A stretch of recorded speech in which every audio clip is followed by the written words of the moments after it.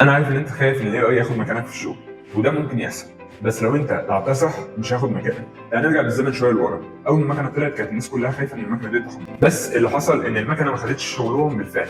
المكنه خدت شغل الناس اللي ما كانش ليها لازمه، او الناس اللي كانت قررت انها تقف عند نقطه معينه في الزمن وما تتحركش بعدين. ده نفس حال الاي اي دلوقتي او الذكاء الاصطناعي، كل الناس خايفه ان الاي اي ياخد مكانها في الشغل، وده بيحصل فعلا، بس هو بيحصل بسرعه شويتين، على عكس ما كل الناس توقعت. كل الناس توقعت ان الاي اي ده هياخد فتره طويله جدا لحد ما نشوفه ونشوف الروبوتس زي ما بنشوف مثلا في افلام مارفل، بس الواقع غير كده خالص. الاي اي هو موجود من زمان جدا، بس ما كانش طالع غير فوتوشوب بيتا. لما طلع بقى بياخد مكان كل الديزاينرز، مش كل الديزاينرز حرفيا، هو بقى بياخد مكان اي حد كان بيدخل على فوتوشوب هو ما عندوش السكيلز دي، ده الاي اي خد مكانه.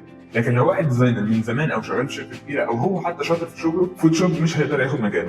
ونفس الحال لشات جي بي تي، لو انت بتكتب محتوى كويس هو ما يقدرش ياخد مكانه. انت الوحيد في الدنيا اللي تقدر تغير اي حاجه موجوده حواليك لصالحك او لضدك.